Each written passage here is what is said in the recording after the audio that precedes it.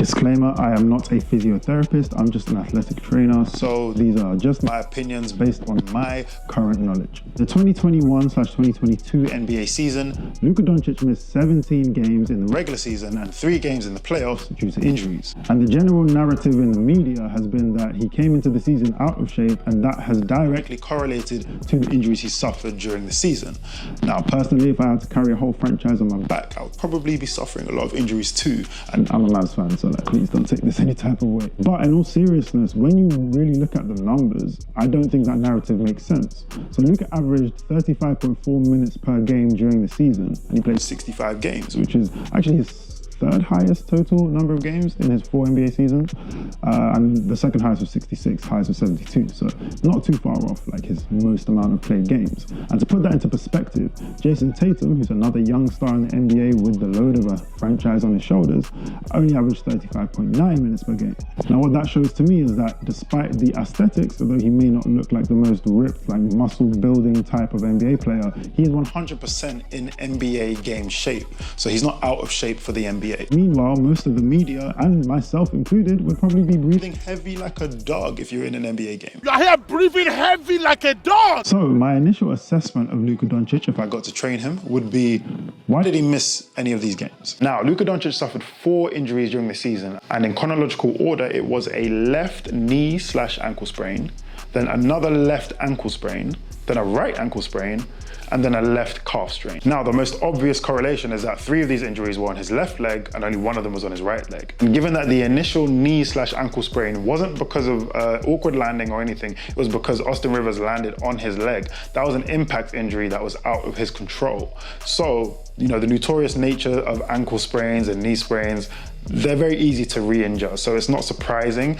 that he had other injuries on that same leg. Now, another point to note is that a lot of these injuries were joint injuries, and I don't necessarily associate all joint injuries with being overweight, because I think the nature of a lot of joint injuries is just unpredictable. A lot of them can come from impact or just from something random, like there being a patch of sweat on the floor. I personally rolled my ankle because I slipped on some water that was spilled on the court. Whereas I think a lot of muscle injuries tend to, and again, I'm not a physiotherapist, so please don't hold me to this, but they tend to come from you trying to do more than your body is able to handle.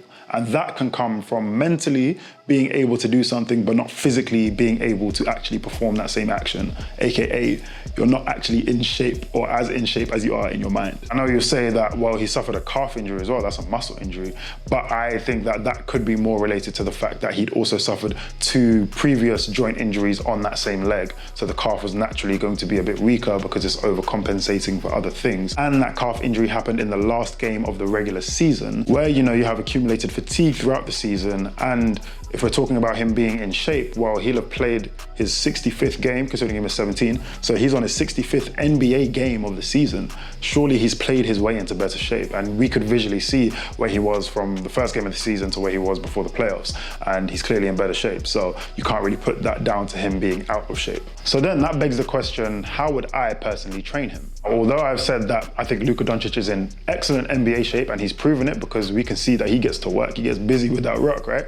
But I don't think there would be any harm in him trying to get into slightly better physical shape from maybe an aesthetic standpoint. He might feel a bit better, he wouldn't have the media asking him all these questions, and he may just feel a bit more confident in how he plays, even though he plays with supreme confidence in the first place. But the way I would do it wouldn't be like crazy. I don't need him flipping loads of tires, I don't need him running hills or anything like that. Like, I honestly would just be trying to make sure that during his off season, because he's going to need to rest, because again, he carries a whole franchise on his back, he plays a lot of minutes for the team, I would just want him to accumulate movement throughout the day, each day. So literally simple things like just walking and tracking his steps. That would be what I'd want to focus on more.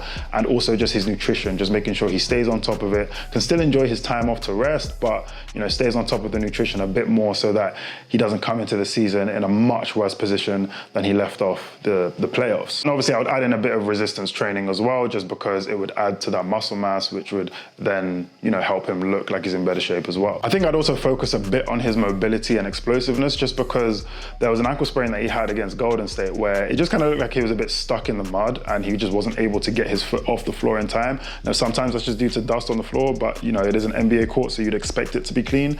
So, I just want him to have that ability to get up and be a bit springy, a bit more mobile, so that that kind of ankle sprain doesn't occur. And again, that's the kind of sprain I've definitely personally experienced. So that's something that I would try and help him avoid going into the next season. So we do a lot of lower body kind of triple extension, but also triple flexion type of work, just to make sure that he is okay moving in all different types of directions and using all of his different lower body joints, so that his body's working as a system and he doesn't have that stuck in the mud type of feel. And then add a bit of low level plyometrics just to make sure that he's more explosive and more springy when he's able to move in those different directions too. And then finally, speaking of those lower level plyometrics, I would also just want to try and balance out that left leg to the right leg, because again, in the previous season, he has suffered quite a lot of trauma on that left leg. Because again, during the regular season, he has suffered quite a lot of physical trauma on that left leg. So it's likely to be weaker. He's likely going to have to overcompensate with it.